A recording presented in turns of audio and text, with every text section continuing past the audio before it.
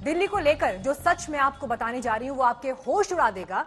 24 घंटे में देश की राजधानी दिल्ली में 99 लोगों की मौत हुई है, यानी हर घंटे करीब 4 लोगों ने दम तोड़ा है। नए केसेस का आंकड़ा भी 3800 से ज्यादा जाकर दिल्ली को डरा रहा है। आखिर दिल्ली का क्या होगा? सुरक्षा बलों की डॉक्टर्स की तैनाती से क्या हालात सुधरेंगे? ये तमाम सवाल मौजूद है और इन तमाम सवालों पर हम चर्चा करेंगे दिल्ली के स्वास्थ्य मंत्री सत्येंद्र जैन से। लेकिन उससे पहले देखिए ये रिपोर्ट।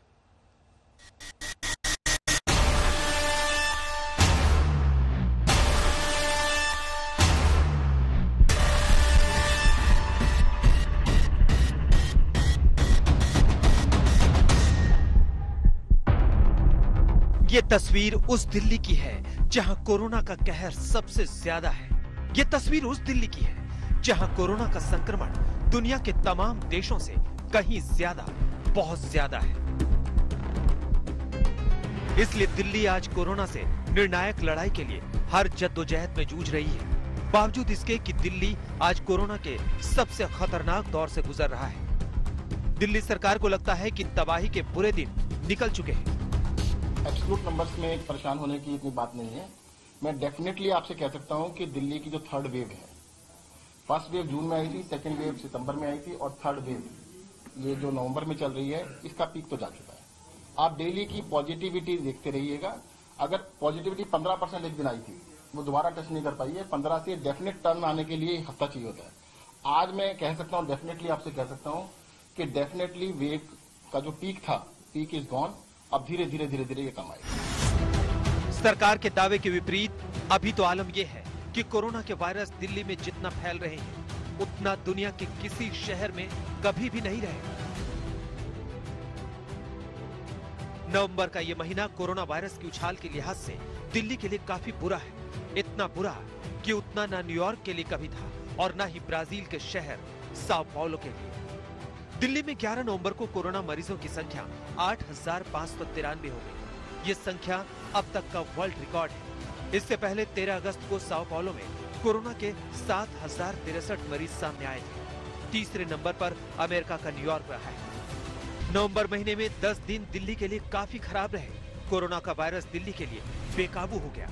अगर आप एक हफ्ते का कोरोना का औसत देखें तो दुनिया में तीसरे नंबर का शहर साओ पाउलो है, जहां एक हफ्ते के अंदर कोरोना मरीजों का रोजाना औसत 3,217 तक रहा। दूसरे नंबर पर न्यूयॉर्क है जहां 5,291 रहा। लेकिन पहले नंबर पर दिल्ली है जहां कोरोना मरीजों की संख्या 7 दिन में रोजाना औसत 7,342 रहा। हालांकि मार्च, अप्रैल या जून में दिल्ली में कोरोना बहुत हद तक नियंत्रण में रहा, तो इसकी बड़ी वजह सामाजिक दूरी का पालन और लॉकडाउन भी रहा। दिल्ली में आज के चरम दौर में एक हफ्ते के अंदर रोजाना औसतन मरने वालों की संख्या 87 है। वहीं न्यूयॉर्क सिटी में अप्रैल में 567 था, जबकि साओ पाउलो में जून के महीने में 110। मौत के आंकड़ों पर नकेल से दिल्ली थोड़ी राहत की सांस ले सकती है, लेकिन जिस तेजी से कोरोना फैलता जा रहा है वो दिल्ली के फेफड़ों में मौत का वायरस भी भरता जा रहा है। आशुतोष मिश्रा के साथ पंकज जैन, दिल्ली आज तक। तो कुछ ही पलों में दिल्ली के स्वास्थ्य मंत्री सत्येंद्र जैन हमारे साथ जुड़ेंगे, लेकिन इस बीच हमारे साथ आम आदमी पार्टी से प्रवक्ता आतिशी जुड़ गई हैं और बीजेपी नेता विजेंद्र गुप्ता भी हमारे साथ मौजूद होंगे। आतिशी, जो हालत दिल्ली की इस वक्त दिखाई दे रही है ये अपने आप में अप्रत्याशित है। कहां तो जुलाई एंड में मुख्यमंत्री केजरीवाल दिल्ली मॉडल की चर्चा कर रहे थे, उसकी तारीफ कर रहे थे, लेकिन अब तो दिल्ली मॉडल की विफलता की चर्चा पूरी दुनिया में है। 7,000 केसेस का एवरेज है डेली। आप अपना सवाल फिर से दोहरा सकती हैं, बीच में ऑडियो कट गया था। आतिशी, दिल्ली मॉडल की चर्चा थी जुलाई एंड में, कामयाबी की बातें हो रही थी, लेकिन विफलता की चर्चा पूरी दुनिया में है। न्यूयॉर्क और साओ पाउलो को भी पार कर दिया है दिल्ली ने। कहां चूक हुई है? देखिए, हमें कोरोना वायरस के बारे में 2-3 चीजें समझनी होंगी। सबसे पहले तो हमें ये मानना पड़ेगा कि इस वायरस के बिहेवियर को अभी हम जानते नहीं हैं पूरी तरह से। ये कब, कहां, कैसे, किस तरह से पीक पर आता है, ये किन कारणों की वजह से बहुत ज्यादा फैलता है, कब इसकी वेव आती है, कब नहीं आती, ये अभी भी हम समझ रहे हैं, सीख रहे हैं। तो दिल्ली में जब पहली वेव आई थी तो बिल्कुल दिल्ली में एक बेहतरीन कंट्रोल उस पर पाया गया था, होम आइसोलेशन के मॉडल द्वारा खास करके उसे पाया गया था। दूसरी बात, दिल्ली में मेडिकल इंफ्रास्ट्रक्चर को बहुत स्पीड से रैंप अप किया था। अगर आज भी आप देखिए कि दिल्ली में हॉस्पिटल, हालांकि आईसीयू बेड्स की अब एक कमी धीरे धीरे आने लग गई है, जिसकी वजह से हमने केंद्र सरकार को भी अप्रोच किया, लेकिन आज भी दिल्ली में इतने केसेस होने के बावजूद हॉस्पिटल में बेड्स अवेलेबल हैं। 50% हॉस्पिटल बेड्स आज भी अवेलेबल हैं कोविड पेशेंट्स के लिए, वो खाली हैं। दिल्ली में आज भी एम्बुलेंसेस अवेलेबल हैं। Ambulances per capita highest number of ambulances किसी भी राज्य में आज दिल्ली में। आज दिल्ली में एक जो खासकर के एक पेक्यूलियर परिस्थिति है, वो सिर्फ संख्या की नहीं है, वो क्योंकि इस समय पराली जलने की वजह से दिल्ली में पोल्यूशन लेवल हाई होता है, उसकी वजह से जो कोरोना के केसेस आ रहे हैं उन केसेस की सीवियरिटी बढ़ गई है, और इसी वजह से जो माइल्ड केसेस हैं वो मॉडरेट हो गए हैं, मॉडरेट हैं तो सीवियर हो गए हैं। इसलिए काफी बड़ी आईसीयू कैपेसिटी होने के भी बावजूद वो कैपेसिटी अब कम करने लग गई, जिसकी वजह से दिल्ली सरकार ने ही केंद्र सरकार को अप्रोच किया, रिक्वेस्ट आईसीयू बेड्स का जिक्र किया आतिशी, आपने आईसीयू बेड्स का जिक्र किया आतिशी। हमारे संवाददाता आशुतोष मिश्रा ने रियलिटी चेक किया है जाकर, गंगाराम हॉस्पिटल में ये चेक किया, अपोलो हॉस्पिटल में चेक किया। अपोलो हॉस्पिटल में आईसीयू बेड्स नहीं है, कोविड पेशेंट्स के लिए नहीं। एग्जैक्टली और यही हमने भी करीब हफ्ता भर पहले जो हमारा डेटा था वो बता रहा था कि आने वाले कुछ दिनों में आईसीयू बेड्स की कमी पड़ेगी। इसलिए दिल्ली सरकार ने खुद केंद्र सरकार को अप्रोच किया कि हमें आईसीयू बेड्स की और इंटेंसिव केयर स्पेशलिस्ट की जरूरत है, और क्योंकि एकदम से ये संख्या फेस्टिवल सीजन में बढ़ी है, इसलिए सरकार ने पहले भी आज भी सामने आके मदद दिल्ली के लोगों की करी है, और मेरा मानना है कि उसी तरह से इस बार चाहे केंद्र सरकार, दिल्ली सरकार हो, चाहे बहुत सारी नॉन प्रॉफिट ऑर्गेनाइजेशन हो जिन्होंने मदद की है, हम सब मिलके इस वेव को भी पार कर सकते हैं। दूसरी एक महत्वपूर्ण चीज जो हमें समझने की जरूरत है वो ये है कि दिल्ली में सिर्फ दिल्ली के केसेस नहीं आते हैं।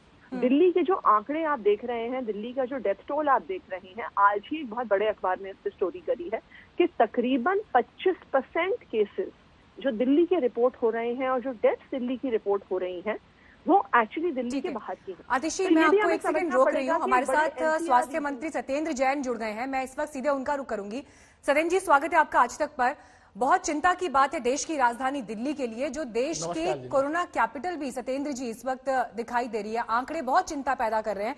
मैं इस वक्त आंकड़े मेरे हाथ में मौजूद हैं, जो दिल्ली में तीसरी लहर का रोजाना का एवरेज है 7,341 केस है।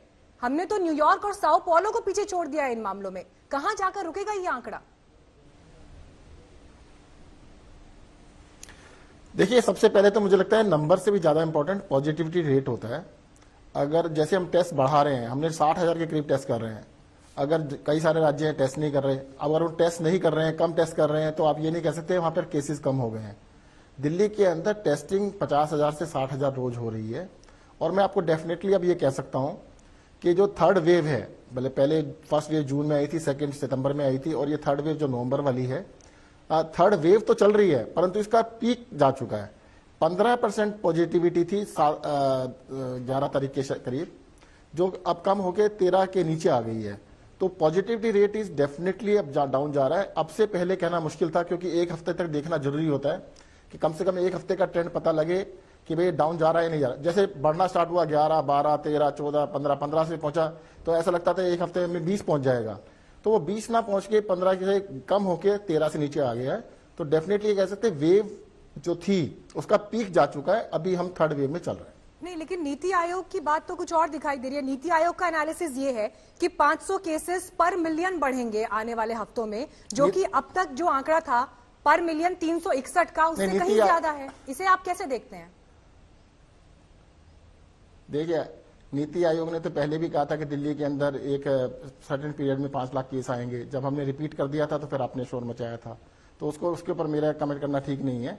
देखो, मैं आपको ये डेफिनेटली कह सकता हूं कि जो 13% पॉजिटिविटी आई है, 13 से नीचे आ गई है, जो 15 थी, ये क्लियर ट्रेंड है कि अब डाउन ट्रेंड चालू हुआ है। एक अहम बैठक गृह मंत्री अमित शाह के साथ हुई, जिसमें केंद्रीय स्वास्थ्य मंत्री हर्षवर्धन भी मौजूद थे, आप भी थे, मुख्यमंत्री केजरीवाल भी थे। चूक कहीं ना कहीं तो दिखाई दे रही है ना दिल्ली की परिस्थितियों में, क्योंकि जिस तरह से आंकड़े बढ़े हैं दिल्ली में बेतहाशा अप्रत्याशित, 15 सुनिए, जिस तरह से सेंटर को इंटरवीन करना पड़ा है, क्यों उन्हें हाथ में लेना पड़ा है? इसका मतलब कहीं ना कहीं दिल्ली में साधन और जो हालात काबू में करने के लिए जो व्यवस्थाएं होनी चाहिए थी, उनमें कमी तो दिखाई दे रही है ना सर? नहीं, देखिए, केंद्र को सहयोग जरूर सभी राज्यों का करना चाहिए, दिल्ली भी उसमें से एक है। 15 दिन पहले केंद्रीय हेल्थ मिनिस्टर हर्षवर्धन जी ने मीटिंग की थी वीसी के ऊपर। मैंने उनसे रिक्वेस्ट की थी कि उनके सरकारी जो अस्पताल दिल्ली में उनके अंदर बेड बढ़ाए जाएं, आईसीयू बेड खासतौर से बढ़ाए जाएं। मुख्यमंत्री जी ने भी 7 दिन पहले लेटर लिखा था गृह मंत्री जी को कि भाई इसमें चिट्ठी में लिखा था कि भाई दिल्ली के अंदर जो उनके सरकारी हॉस्पिटल हैं उसमें बेड बढ़ाए जाएं, आईसीयू बेड बढ़ाए जाएं। हाँ ठीक है, परसों वाली मीटिंग में वो एग्री कर गए हैं और उसके लिए हम उनका धन्यवाद करते हैं कि वो आईसीयू बेड्स बढ़ाने के लिए तैयार हुए हैं। परंतु ये रिक्वेस्ट तो हमने 15 दिन पहले भी की थी। उस समय आपकी रिक्वेस्ट को सुना नहीं गया? नहीं, तब हाँ मैं यही कह सकता हूं कि भाई 15 दिन पहले रिक्वेस्ट की थी, मुख्यमंत्री जी ने 7 दिन पहले रिक्वेस्ट की थी, परंतु 2 दिन पहले सुन लिया। उसके लिए धन्यवाद कहेंगे कि हाँ जी ठीक है, उन्होंने कहा है कि वो भी अपने यहाँ पर बेड्स इंक्रीज करेंगे। देखो मैं आपको बता दूं, दिल्ली में जितने लोग इलाज कराने आ रहे हैं ना, उसमें सिर्फ दिल्ली के ही नहीं है, दिल्ली से बाहर के लोग भी हैं। दिल्ली से बाहर की भी बड़ी संख्या में, और ज्यादातर जो सीरियस होते हैं वही बाहर से आते हैं। जो नॉन सीरियस है वो दिल्ली इलाज कराने नहीं आ रहे हैं। तो इसमें बहुत बड़ी संख्या दिल्ली से बाहर के लोगों की भी है जो इलाज कराने के लिए आते हैं। और जो काफी सारे लोग ऐसे हैं जो अपने रिश्तेदारों का एड्रेस, अपने दोस्तों का या जानकारों का एड्रेस दिल्ली का लिखवा देते हैं। तो उसको लगता है कि भाई दिल्ली का एड्रेस लिखवाना बेटर रहेगा, वो दिल्ली में ही काउंट होते हैं सारे सारे। नहीं, लेकिन सर इस बात से इनकार तो नहीं किया जा सकता ना फिर भी कि दिल्ली में हालात बहुत बेहतर है। अभी कुछ देर पहले जब मैं आतिशी से बात कर रही थी, उनका ये कहना था कि त्योहार हैं, त्योहार में फेस्टिवल्स की वजह से ये नंबर बढ़ने की आशंका पहले से थी। अगर ये आशंका पहले से थी तो उसके लिए जो इंतजाम थे वो क्यों नाकाफी साबित हुए? नहीं देखिए, इंतजाम 2 तरह के हो सकते हैं। एक होता है कि कोविड ना हो, दूसरा हो सकता है इसका इलाज कैसे किया जाए। देखिए, कोविड हो या ना हो, उसके लिए पिछले 8 महीने में ये वायरस किस तरह से बिहेव कर रहा है अभी तक एक्सपर्ट्स को कुछ ज्यादा पता नहीं लगा है। अमेरिका में, यूरोप में फिर से एक वेव आ गई है। आज दुनिया के अंदर सबसे ज्यादा हिस्टोरिकली लगभग 7 लाख केसेस पर डे आ रहे हैं, जो कभी आए नहीं। पहले 2 लाख केसेस एक दिन में आते थे तो लगता था कि बहुत बड़ा नंबर आ गया है। तो अब 7 लाख के आसपास पर डे केसेस आ रहे हैं। तो इसका जो वायरस का बिहेवियर है, और ये कह देना कि दिल्ली के अंदर आज हो सकता है दिल्ली के बाद दूसरे राज्यों में कल हो जाए, तो इस बात के पीछे इस बात से वो नहीं होना चाहिए। दिल्ली में तो सबसे पहले केस दिल्ली में ही आए थे, क्योंकि दिल्ली में जब बाहर से फ्लाइट्स आई तो सबसे पहले ज्यादातर केस दिल्ली में ही थे। आज मैं मानता हूं कि दिल्ली के अंदर 3rd वेव चल रही है, बट इस वजह से आप ये नहीं कह सकते कि बाकी जगह ये वेव हो सकता है 15 दिन बाद आए या 1 महीने बाद आए। तो ये बिहेवियर कैसे करेगा उसके बारे में कहना बहुत मुश्किल है। हाँ, दूसरी बात, वायरस से इन्फेक्ट होने के बाद इलाज करने के लिए दिल्ली सरकार ने पूरे प्रबंध किए हुए हैं, और अभी भी हमारे लगभग 16,000 बेड हमारे पास अवेलेबल हैं, जिसमें से 8,000 के करीब बेड वेकेंट भी हैं। जो इंतजाम ये केंद्र के साथ आपकी बैठक हुई उसके बाद जो उठाए गए हैं, हम लगातार वो अपने स्क्रीन पर जो अरेंजमेंट्स किए गए हैं वो दिखा भी रहे हैं। आपको लगता है कि इन कदमों के बाद दिल्ली की परिस्थितियों में सुधार आएगा?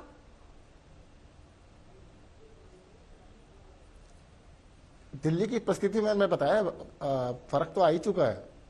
7 दिन पहले 15% पॉजिटिविटी थी, जो डेफिनेटली अब कम होके 13% से नीचे आ चुकी है। फर्क तो आ ही रहा है, और 1 हफ्ते बाद देखिए बिल्कुल डेफिनेटली नजर आएगा आपको ये फर्क। ठीक है, दिल्ली के मन में सर एक आशंका है। मैंने अभी कुछ देर पहले ट्विटर पे भी ये पोस्ट किया था कि कुछ लोग जिनके जहन में सवाल हो अपने सवाल भेज सकते हैं। दिल्ली के मन में एक आशंका ये भी है कि जिस तरह से आंकड़े बढ़ रहे हैं, नंबर्स जो है वो एवरेज लगातार बढ़ता जा रहा है, क्या आने वाले दिनों में लॉकडाउन जैसी कोई स्थिति हो सकती है देश की राजधानी दिल्ली में? देखिएगा, लॉकडाउन करने के बाद जो पूरी दुनिया को, हमारे देश को समझ में आया कि लॉकडाउन से जो बेनिफिट होने वाला है, वो बेनिफिट तो आप मास्क लगा के भी कर सकते हैं। जब भी आप पब्लिक में जाते हैं तो मास्क लगा लीजिएगा। मैं आपको एक एग्जांपल दे सकता हूं कि सबसे ज्यादा इन्फेक्शन के चांस होते हैं जो कोविड हॉस्पिटल्स हैं, जहां पर सारे के सारे पेशेंट कोविड से भर्ती हैं, परंतु वहां पर क्योंकि प्रिकॉशंस बहुत ज्यादा ली जाती हैं, वहां पर प्रिकॉशंस लेके चलते हैं, तो वहां पर इन्फेक्शन जो हेल्थ वर्कर्स उसमें कंपैरेटिवली औरों से कम है। तो इसका मतलब प्रिकॉशन लेने से आप बच सकते हैं, और इसके अंदर सबसे इंपॉर्टेंट टूल है वो मास्क लगाना है। अगर आप कभी भी घर से बाहर निकले, हमेशा मास्क लगा के निकले, तो इससे बहुत फर्क पड़ सकता है। नहीं, आपने लॉकडाउन पर जवाब नहीं दिया। लॉकडाउन जैसी कोई स्थिति क्या दिल्ली में आने वाले दिनों में देख सकते हैं? नहीं, lockdown is not the solution. Lockdown नहीं, देखिएगा, लॉकडाउन की सिचुएशन नजर नहीं आ रही है। लॉकडाउन से कोई बेनिफिट, जब लॉकडाउन लगाया था तब वायरस को कहा गया था कि इस दिन में देश से खत्म हो जाएगा। खत्म तो नहीं हुआ। लॉकडाउन तो जरूर खत्म हुआ, पर वायरस तो खत्म नहीं हुआ। अगर इस वायरस के साथ ऐसा चलता कि भाई 21 दिन में खत्म होने वाला था, तो लॉकडाउन को तो कई बार बढ़ाया गया। अल्टीमेटली लॉकडाउन लगाने से वायरस खत्म नहीं हो पाएगा, उसके लिए हमारे को खुद को बिहेवियर को ही देखना पड़ेगा। और साथ ही साथ देखो ये वायरस कैसे बिहेव कर रहा है ये किसी को नहीं पता लग पा रहा है। सर, जुलाई एंड में मुख्यमंत्री केजरीवाल ने दिल्ली मॉडल की तारीफ की थी। उन्होंने कहा था दिल्ली मॉडल यानी जिस तरह से कोरोना को हैंडल किया गया दिल्ली में, वो पूरी दुनिया के लिए, देश के लिए एक मिसाल है। लेकिन अब दिल्ली मॉडल की विफलताओं की चर्चा जो है वो दिखाई दे रही है। कहां चूक हुई, कहां कमी हुई, ये बड़ा सवाल है। देखिएगा, मुझे जल्दबाजी कर दी दिल्ली मॉडल की बात करने में आप लोगों ने। कर रहे हैं अगर नंबर जी नहीं, आज भी हम कहेंगे दुनिया को होम आइसोलेशन का तरीका दिल्ली सरकार ने दिया। आज अगर होम आइसोलेशन नहीं हो रही होती, दिल्ली के अंदर 30,000 से ज्यादा पेशेंट होम आइसोलेशन में इलाज करा रहे हैं। और होम आइसोलेशन को, दिल्ली मॉडल को पूरे देश के अंदर भी कॉपी किया गया। बहुत सारे दुनिया के देशों ने भी इसको माना कि अच्छा मॉडल है। तो होम आइसोलेशन सबने माना। जैसे पल्स ऑक्सीमीटर देने की बात हुई, हमने होम आइसोलेशन में सबको पल्स ऑक्सीमीटर दिए। शुरू में किसी को नहीं लगा ये इंपॉर्टेंट चीज है। हमने एम्बुलेंस सर्विसेज को बिल्कुल शानदार किया। 20 मिनट के अंदर आपको एम्बुलेंस घर पे पहुंच जाती है। आपके जितने बेड दिल्ली के अंदर 16,000 डेडिकेटेड बेड कोविड के लिए किए गए। मुझे नहीं लगता देश के अंदर किसी भी शहर के अंदर इसके आधे बेड भी किसी ने किए। तो दिल्ली मॉडल के अंदर काम बहुत किया गया और इसकी तारीफ आज नहीं कल भी होगी। और ये मॉडल बिल्कुल एस्टेब्लिश्ड है। और ये कहना कि भाई नंबर टेस्ट कम कर दीजिए तो नंबर अपने आप कम हो जाएगा, मैं कह रहा हूँ कि नंबर से इंपॉर्टेंट है पॉजिटिविटी रेशो। और पॉजिटिविटी रेशो के लिए मैं आपको फिर से कहता हूं कि जो थर्ड वेव थी उसका पीक 15% पे गया था, जो 15% से कम होकर अब 13% से नीचे है। और 2% का डाउन होना, जो कि लगता था कि 15 का 20 जाएगा, वो 20 ना जाके वापस 13 पे आ गया। जून के अंदर पॉजिटिविटी 40% तक गई थी। जून के अंदर पॉजिटिविटी रेशो was 37% to 40%। आज जो पॉजिटिविटी रेशो है 15% मैक्सिमम जाने के बाद नीचे नीचे आ रही है। ठीक है सर, मैं आपसे ये समझना चाहती हूँ, जिस तरह से हम ये परिस्थिति देखते हैं कि सरकार का कोई भी अचीवमेंट है, इनफैक्ट मुख्यमंत्री केजरीवाल जब भी अपनी सरकार के अचीवमेंट्स की बात करते हैं, बहुत सारे विज्ञापन हम देखते हैं, जगह जगह पोस्टर्स होते हैं, अखबारों में एड्स आते हैं। लेकिन बड़ा सवाल ये है कि लोगों को जागरूक करना था इस फेस्टिवल्स के समय में, तो ऐसे में उन विज्ञापनों की या अवेयरनेस प्रोग्राम्स की कमी क्यों दिखाई दी? अगर ये कहा जा रहा है कि फेस्टिवल्स में केसेस बढ़े हैं, लोग पूरी की पूरी भीड़ बाजारों में निकल गई, सड़कों में निकल गई, सारे जो नियम कायदे थे वो ऐसा लगा कि जमीन पर दिखाई नहीं दे रहे हैं, ये जागरूकता की कमी क्यों दिखाई दी जमीन पर? देखिएगा, मुझे लगता है कि आपका स्टूडियो शायद दिल्ली में नहीं है। अगर दिल्ली में जाएंगे, हर सड़क के ऊपर, हर जगह पर होर्डिंग लगे हुए हैं कि मास्क लगाइएगा। नहीं सर, स्टूडियो तो नोएडा में है, लेकिन सारे रिपोर्टर्स सब जमीन पर होते हैं। पूरी रिपोर्टिंग हुई है, सदर बाजार की भी रिपोर्टिंग हुई है सर। आप अपने दिल्ली के बड़े बाजारों की रिपोर्टिंग हुई है। अगर आपको कोई 100 मीटर जगह ऐसी मिले जहां पर, नहीं मैं बता देता हूं, जहां तक अवेयरनेस की बात है, मैं इस सवाल को रिफ्रेश कर देती हूं, क्या ये मैसेज 100 मीटर क्या ये मैसेज आम लोगों तक ठीक तरह से नहीं पहुंचा? नहीं पहुंचा है, बिल्कुल पहुंचा है, परंतु उसके बावजूद भी ना, देखो मैं बता दूं आपको, कई महीने के 7-8 महीने के लॉकडाउन के बाद जब धीरे धीरे लॉकडाउन को अनलिफ्ट किया गया, तो लोगों को जो फटीक था उसकी वजह से लोग बाहर निकले कुछ लोग। और ये स्टार्ट हुआ नवरात्रि स्टार्ट होने के बाद, तो उसकी वजह से थोड़ा लगा है कि फर्क हुआ। और त्यौहार भी थे, कई सारे त्यौहार आए, तो उन त्योहारों का भी असर रहा है। परंतु लोगों को अब बहुत स्ट्रांगली हमने इसके खिलाफ एक्शन भी ले रहे हैं। लगभग 45 करोड़ रुपीस के चालान सिर्फ मास्क ना लगाने के हम लोगों के ऊपर कर चुके हैं, और इसके खिलाफ और भी सख्ती की जाएगी आगे के लिए भी। इस वक्त हम आंकड़े भी दिखा रहे हैं कि दिल्ली के 7,342 ये जो पिछले 7 दिन का जो एवरेज है, और यहीं अगर आप न्यूयॉर्क का एवरेज देखेंगे और साओ पाउलो का एवरेज देखेंगे तो आप समझ जाएंगे कि क्यों हम बार बार ये कह रहे हैं कि ग्लोबल इंडेक्स में दिल्ली जिस तरह से अपीयर हो रही है, एक के बाद एक 8 बार बीते 7 दिन में, नवंबर में, ये एक बड़ी चिंता का विषय है। सत्येंद्र जैन जी, एक आखिरी सवाल मैं आपसे यहां पर और पूछना चाहूंगी, क्योंकि आप दिल्ली के स्वास्थ्य मंत्री भी हैं, और वैक्सीन कब आएगी, इलाज कब उपलब्ध होगा, ये देश क्या पूरी दुनिया में हर व्यक्ति के जहन में इस वक्त है। क्या अभी वैक्सीन और उसकी उपलब्धता किस स्टेज पर है? वैक्सीन का 3rd स्टेज ट्रायल स्टार्ट हो गया है, और आशा करते हैं कि शायद जनवरी तक वैक्सीन आ जाना चाहिए। दिल्ली में कोरोना के मामले जब बढ़ने लगे तो दिल्ली सरकार ने केंद्र की मदद से मुस्तैदी दिखाई। उसका नतीजा ये निकला कि जुलाई और अगस्त में अचानक कोरोना के मामले कम भी हुए, लेकिन अक्टूबर में फिर से कोरोना के मामले बढ़ने लगे, और नवंबर ऐसा आया कि दिल्ली इसे भूल नहीं पाएगी।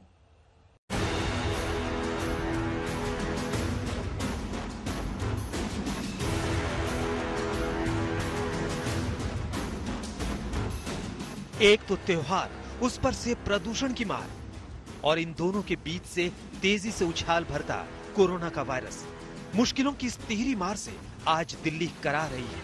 आज आलम यह है कि दुनिया में कोई ऐसा शहर नहीं जहां दिल्ली जैसा कोरोना का प्रकोप हो। अब यूपी में टेस्ट नहीं हो रहे, यूपी वाले दिल्ली का एड्रेस देकर टेस्ट करा रहे हैं, दिल्ली आते हैं हमारे अस्पतालों में टेस्ट कराते हैं। तो इस झगड़े में पड़ने की आवश्यकता नहीं है, जो फैक्ट है तो फैक्ट है। नहीं, लेकिन मौत हो रही, क्या इलाज में कहीं नहीं, परसेंटेज ऑफ जो डेथ है वो 1% के करीब है। WHO भी ये कहता है अगर 1% है तो बहुत ही अच्छा है। केंद्र सरकार का कहना है तो अभी जो डेथ चल रही है लगभग 1% चल रही है। दिल्ली में कोरोना का कहर किस कदर बरपा है, इसका अंदाजा आप इस बात से लगा सकते हैं कि इस नवंबर में हर घंटे 4 लोगों की मौत हो रही है। इस नवंबर में 15 दिन में ही 1103 लोग जान गंवा चुके हैं। अकेले रविवार को ही 95 लोगों की मौत हुई। एक दिन में मौत का ये तीसरा सबसे बड़ा आंकड़ा है। और ये संख्या तब है जब दिल्ली सरकार का कहना है कि दिल्ली में कोरोना की तीसरी लहर उतर चुकी है और लॉकडाउन की कोई जरूरत नहीं है। जून के अंदर पॉजिटिविटी 37% एवरेज थी, वीकली एवरेज 37% थी। आज जो मैक्सिमम गई है वो एक दिन की जो मैक्सिमम थी 15% गई है। तो पॉजिटिविटी जो है सबसे ज्यादा मेजर इंडिकेटर होता है पॉजिटिविटी। सेकेंड वेव के अंदर भी 12-13%, 14% गई थी। थर्ड वेव के अंदर मैक्सिमम 15 तक गई है। अब धीरे धीरे कम आने स्टार्ट है। दिल्ली में स्वास्थ्य मंत्री का दावा अगर सही निकल जाता है कि कोरोना का कहर कम हो रहा है तो दिल्ली राहत की सांस ले सकती है। लेकिन हालात कितने गंभीर हैं, इसका अंदाजा आप इस बात से लगा सकते हैं कि पिछले 15 दिनों में दिल्ली में हर 2 दिन में औसत 147 लोगों की जान जा रही है। अगर रविवार को 95 लोगों की मौत हुई तो शनिवार को 96 लोगों की, जबकि सबसे ज्यादा आंकड़ा पिछले गुरुवार को गया जब दिल्ली में सबसे ज्यादा 104 लोगों की मौत हुई थी। दिल्ली में कोरोना से अब तक 7,614 लोगों की जान जा चुकी है, यानी कोरोना से देश की राजधानी में मृत्यु दर 1.5% है। दिल्ली में कोरोना का पहला मामला 2 मार्च को आया था। इसके बाद अप्रैल में हर रोज 2 लोगों की जान जा रही थी। मई में हर रोज 13 से ज्यादा लोगों की मौत हुई थी। जून में जबरदस्त उछाल आया जब रोजाना औसतन 75.6 लोग अपनी जान गंवाने लगे। जुलाई में मौत का आंकड़ा तेजी से नीचे गिरा और वो 39.3 लोग प्रतिदिन पर पहुंचा। अगस्त का महीना और बेहतर हुआ जब रोजाना मरने वालों की संख्या 15.5 तक गिर गई। अगस्त में कोरोना में कमी तो आई, लेकिन उसके बाद फिर से ग्राफ बढ़ने लगा। अक्टूबर में त्योहार का मौसम आया तो हालात और खराब हुए। धीरे धीरे आलम ये हो गया कि कोरोना के वायरस दिल्ली के आसमान में मौत बरसाने वाले बादल की तरह घुमड़ने लगे। आशुतोष मिश्रा के साथ पंकज जैन, दिल्ली आज तक। देश की राजधानी दिल्ली कोरोना वायरस के आगे घुटने टेकते हुए दिखाई दे रही है, क्योंकि ग्लोबल इंडेक्स में भी अगर बात करें तो न्यूयॉर्क और साओ पौलो जैसे शहरों को भी दिल्ली ने पीछे छोड़ दिया है। 7,000 से ज्यादा का एवरेज है जिस तेजी से ये आंकड़े बढ़ रहे हैं। और ये आंकड़े जरा आप देखिए कि कैसे दिल्ली में बीते एक हफ्ते में परिस्थितियां रही हैं। लेकिन 24 घंटे में नए केस 3,797, 24 घंटे में 99 लोगों की मौत हुई है। कुल संक्रमित 4,89,000 से ज्यादा हैं। 7,713 लोगों की मौत हुई है। एक्टिव केस 40,128, संक्रमण दर 12.73% और मृत्यु दर 1.58%। और इसी को लेकर हम लगातार चर्चा कर रहे हैं, क्योंकि अब गृह मंत्रालय ने भी एक्शन लिए हैं, जिसमें अतिरिक्त फोर्सेस से डॉक्टर्स, पैरामिलिट्री स्टाफ को नियुक्त किया गया है। इसके अलावा आईसीयू बेड्स बढ़ाए जाए, उसको लेकर तमाम इंतजाम किए गए हैं। लेकिन फिर भी सवाल ये बार बार उठ रहा है कि आखिर दिल्ली में हालात कब सुधरेंगे। आम आदमी पार्टी से आतिशी हमारे साथ मौजूद हैं, विजेंद्र गुप्ता बीजेपी से हमारे साथ मौजूद हैं, हमारे साथ डॉक्टर राकेश वर्मा जुड़ गए हैं। आप एडिशनल डायरेक्टर जनरल हैं स्वास्थ्य मंत्रालय में। डॉक्टर वर्मा, सबसे पहले मैं शुरुआत आपसे ही करूंगी। जो परिस्थितियां अभी दिल्ली में दिखाई दे रही हैं, आने वाले दिन अब कैसे साबित होंगे? कब तक बेहतरी की उम्मीद दिल्ली वासी कर सकते हैं?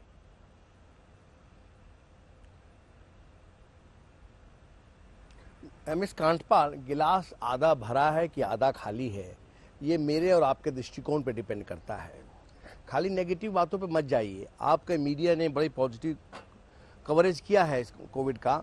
मैं आपके माध्यम से फिर बताना चाहूँगा, ये लड़ाई किसी जिला सरकार की नहीं, किसी राज्य सरकार की नहीं, किसी केंद्र सरकार की नहीं, ये लड़ाई मेरी और आपकी है।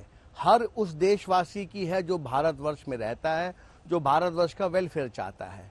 इस लड़ाई की आज की सबसे बड़ा साधन सबसे बड़ा औजार है हमारा मास्क का इस्तेमाल करना, हमारा कफ का इस्तेमाल करना और हमारा दूसरों से दूरी बनाए रखना। ए मेडिकल सोशल डिस्टेंसिंग ही इसका इलाज है। Prevention is the cure. मैंने पहले भी याद दिलाया था आपको, जब रेलवे ट्रेन से हम लोग सफ़र करते हैं तो देखते हैं हर मेन स्टेशन के बाहर एक बड़ा बॉक्स होता है, कमरा सा बना होता है जहाँ पे झंडी लगाए खड़ा रहता है, लाल झंडी है, हरी झंडी है। उस पर एक बड़ा बड़ा मोटा मोटा अक्षरों में लिखा रहता है, सावधानी हटी और दुर्घटना घटी। मैं रिपीट कर रहा हूँ, सावधानी हटी और दुर्घटना घटी।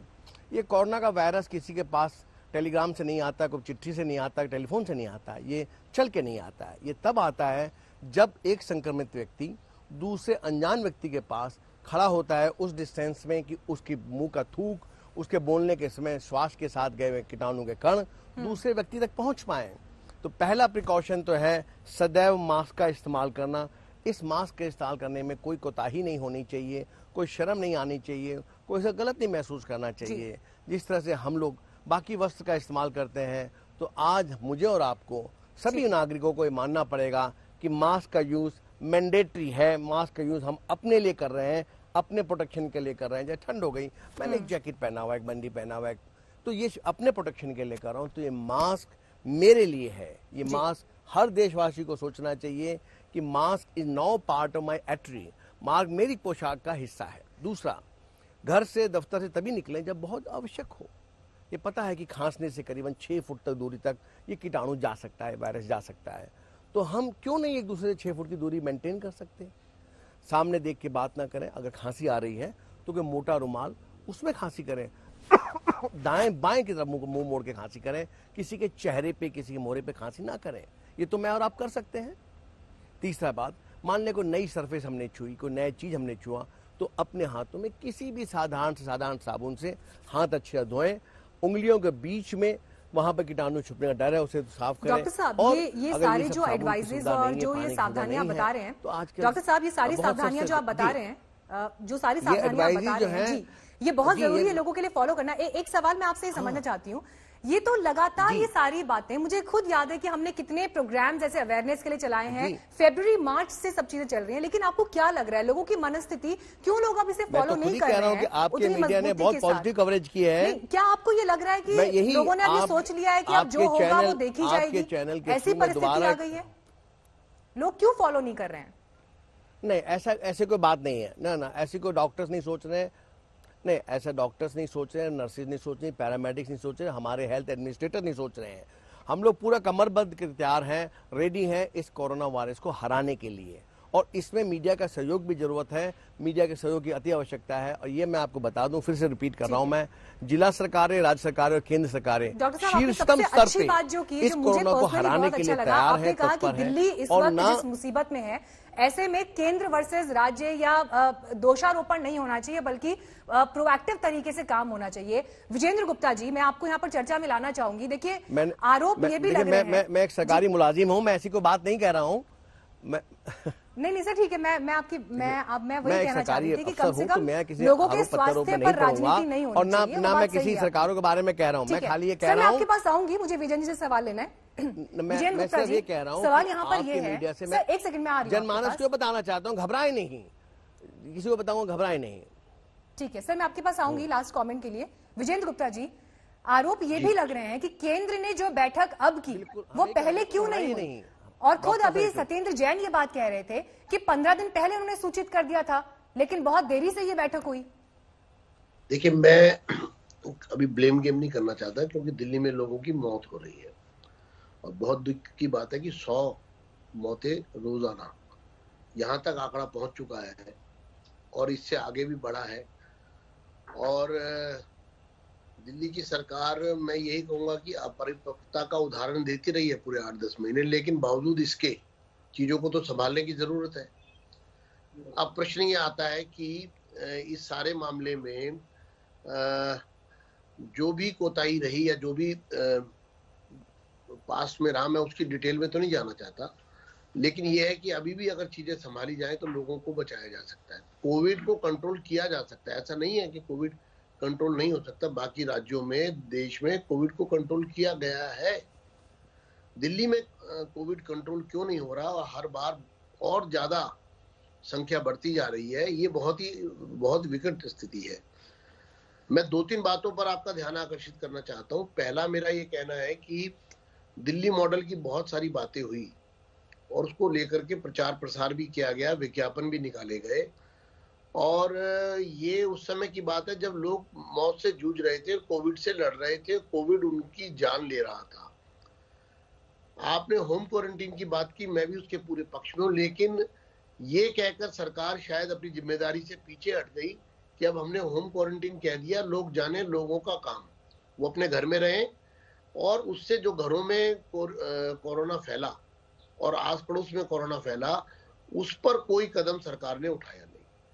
तो अपनी जिम्मेदारी से हाथ झाड़ करके और दिल्ली मॉडल की बात करके और प्रचार प्रसार की बात करके, सर दिल्ली मॉडल की बात तो प्रधानमंत्री जी ने भी की थी।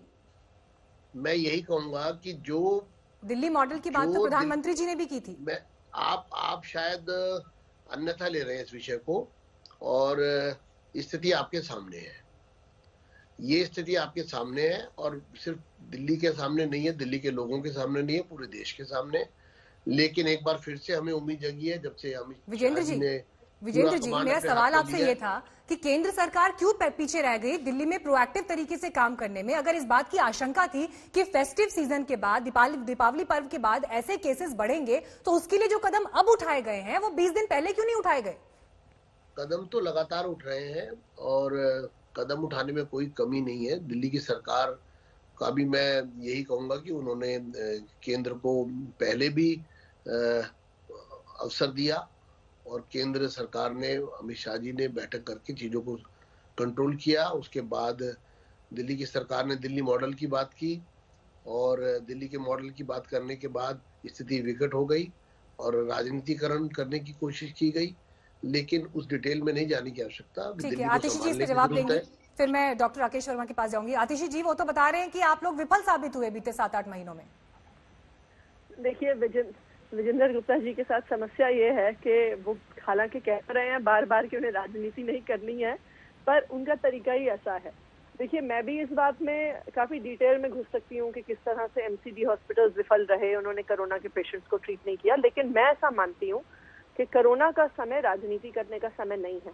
केंद्र सरकार के कट्टर विरोध हमारी दिल्ली सरकार ने बार बार किया है, लेकिन जहां पर कोरोना की बात आती है, जहां पर जीने मरने की बात आती है, दिल्ली के लोगों की बात आती है, हम मानते हैं कि सारी सरकारों को एक साथ काम करना चाहिए, और इसीलिए हमने ही खुद केंद्र सरकार को अप्रोच किया। और मैं केंद्र सरकार की सराहना भी करना चाहूंगी कि चाहे देर सही, लेकिन फिर भी उन्होंने सामने आकर, चाहे आईसीयू बेड्स हो, चाहे मेडिकल स्टाफ हो जो पैरामिलिट्री फोर्सेस वगैरह से आ रहे हैं, उसका सपोर्ट भी किया। क्योंकि देखिए, जैसे डॉक्टर साहब अभी कह रहे थे, ये किसी एक डिस्ट्रिक्ट, किसी एक राज्य और किसी एक शहर की लड़ाई नहीं है, ये पूरे देश में, पूरी दुनिया में हम इस वायरस से जूझ रहे हैं।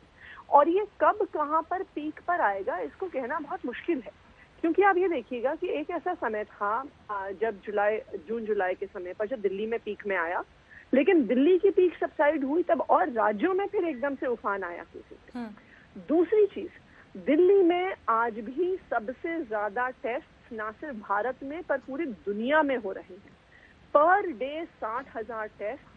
अग्रेसिव कॉन्टैक्ट ट्रेसिंग जिस तरह से दिल्ली में हो रही है, उस वजह से भी केस ज्यादा निकल रहे हैं। अगर आप और राज्यों में देखिए, दिल्ली में क्यों यूपी हरियाणा के इतने केसेस हैं? क्योंकि एनसीआर रीजन में लोग अपना टेस्ट नहीं करवा पाते, इसलिए वो दिल्ली से टेस्ट कराते हैं। यहाँ पे प्राइवेट लैब, सरकारी लैब, हेल्थ सेंटर्स, हर जगह पे टेस्टिंग हो रही है।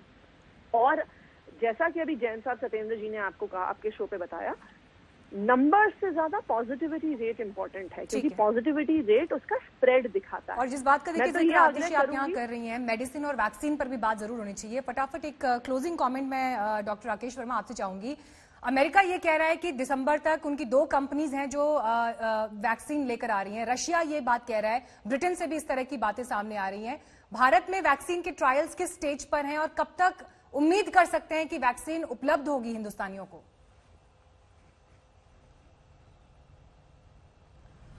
मीनाक्षी जी, आपके माध्यम से मैं खाली इतना कहूंगा कि भारत सरकार शीर्षतम स्तर पर, हमारे माननीय स्वास्थ्य मंत्री डॉक्टर हर्षवर्धन साहब, हमारे स्वास्थ्य सचिव साहब वार फुटिंग पे एक वार रूम बना के इस मुद्दे पे पूरा अपना मनन कर रहे हैं, चिंतन कर रहे हैं, सारा प्रोग्राम बना रहे हैं।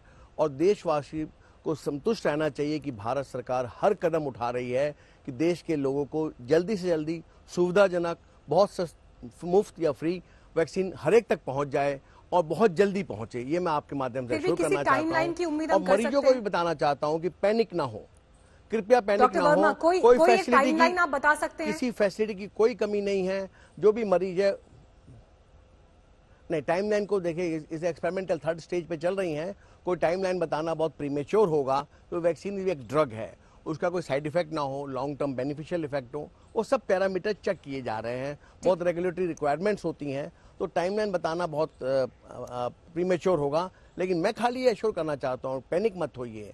कोरोना से लड़ेंगे हम लोग, आपके साथ हैं सारे डॉक्टर, पैरामेडिक, नर्सेज, हॉस्पिटल सब मरीजों के लिए हैं और मरीजों की सेवा कर रहे हैं, निरंतर करते रहेंगे और हम करबद्ध हैं कि इसको आपके साथ लड़के आपको जितवाएंगे।